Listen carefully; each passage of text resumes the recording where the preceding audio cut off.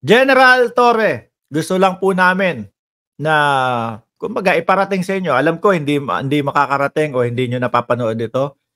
Gusto lang po naming iparating sa inyo na kami po, no, dito sa Mark Ramos Channel ay sumasaludo po sa inyo, no? Nasa likod niyo po kami, sir. Nakasaludo po kami.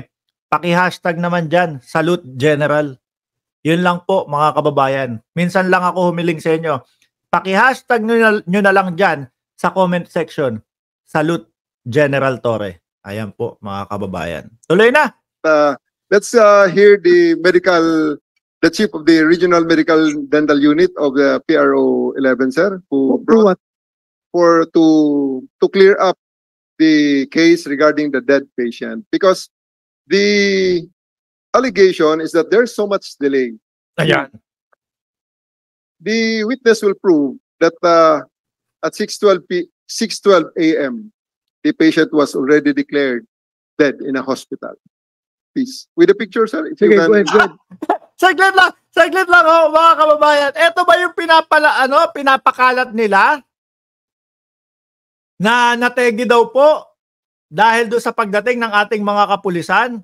Sabi nung kanilang ipinakalat. 5 ang patay, 10 ang patay, 6 ang patay. Hindi mo na malaman kung ilan ang tegi, mga kababayan. Yung pala, ang ending, isa ang nategi. No? Isa ang nategi. Mga kababayan, at ito po ang pagpapaliwanag, mga bossing. Good evening, Mr. Chair. I am Police Colonel Maria Imelda Serrano, the Chief of the Regional Medical and Dental Unit 11. Administer mo na ng oath sa'yo. Yes, sir. Kindly raise your right hand. Do you swear to tell the truth and nothing but the truth in this public hearing and investigation? Yes, sir. Thank you, ma'am. Continue.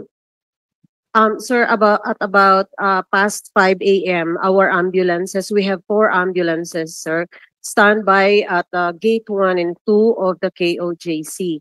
So malapit lang po kami sa may gate. In fact, isa po ako doon sa nandoon sa ambulance. But when a member of a KOJC called us for an ambulance dahil meron nga po daw silang pasyente sa loob, about 5:40 a.m., pumasok po agad ang ambulance natin. Gawa nga po na nandun lang po kami sa may gate. Okay. And medyo nagkaroon po ng konting delay sa pagpasok kasi may hindrance po dun sa gate. Nandun po kasi yung mga fire trucks nila. At nandoon, nakaharang. Ibig sabihin, kayo pa ang dahilan kung sakali? Kung bakit nategi? actually, yung ambulance nga po natin ay medyo na UP. But as instructed po, diretso po yung ating team sa cathedral. Nandun po yung pasyente. And according to the nurse who responded, nandun po din yung doktor nila. Meron din pong nurse na nag-administer by intramuscular injection ng epinephrine. And immediately po, minutes lang talaga kinuha yung pasyente at nilabas, dinala po sa SPMC. And at 6:12 a.m., na-declare po siya na dead on arrival by Dr.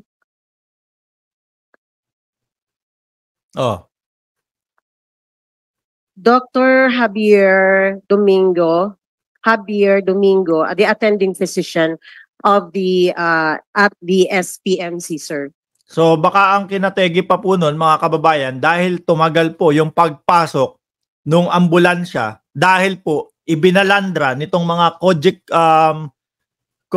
mga miyembro ng COGIC yung kanilang fire truck, mga kababayan. Tinabi, gusto nila ambulansya nila.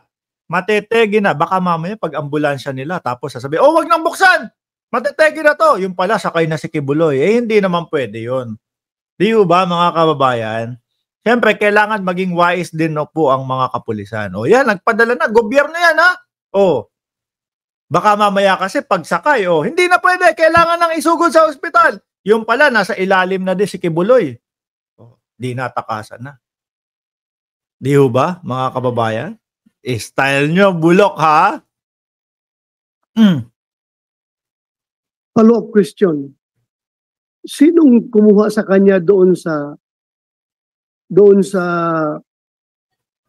yung tower, nagdala sa kanya doon sa cathedral? According to the person na sumama sa ambulance, kasi yung nurse po na nag-inject sa kanya ng epinephrine, isinama po ng nurse natin para po makasama at the same time, siyang mas nakakaalam kung ano nangyari talaga. Accordingly, mga 15 minutes na daw po nakatumba yung pasyente before they were able to move the patient and bring the patient down with, of course, nandun na yung mga doktor nila para mag-asikaso and the nurses. So did you know why? Did you care to ask why 15 minutes? Accordingly, sir, ang sinabi ng kasama na nurse, ilang araw na daw pong puyat at pagod yung pasyente, yung namatay. Kasalanan niyo pa pala. Ano? Pagod, puyat. Baka obligado na magbantay sa mga kapulisan. Alam niyo nang may sakit, tapos ganun pa yung anuhin ninyo. Ipapagawa ninyo. Doon sa tower. No, about the 15 minutes ba na nakabulagta doon sa tower, bakit hindi nakuha agad? That is what the nurse told our nurse also, sir, na hindi daw nila naibaba agad. Kumbaga, natumba na siya ng 15 minutes na daw nakatumba doon bago nila naibaba. Kaya nga, did you care to ask why hindi lang nababa agad? Hanap butas talaga si Baste, ano? Si Baste, etong si Bato, hanap butas. Kasi maliwanag po doon sa nire-report ng ating kapulisan, mga kababayan, na kumbaga talagang tumagal doon sa yung ambulansya na makapasok dahil nakaharang, nakabalandra yung kanilang mga fire truck. So ngayon, eto, nararamdaman na natin. Nakikita na natin na mukhang sila yung may kasalanan kung bakit na late. Di ba? So ngayon, humahanap ng butas si Bato de la Rosa. Tinanong nyo ba bakit matagal ibinaba o ganito, ganyan? Di ba? Kung bakit 15 minutes na nakabulagta doon, hindi pa alam. Lagi bang kailangan may nurse doon sa gilid noon? Kung magbabantay yun, malay mo kung walang taong nakapaligid sa kanya. Di ba? I wasn't able to ask that, sir. Do you have the name of that nurse? Yes, sir. Bigyan mo yung pangalan.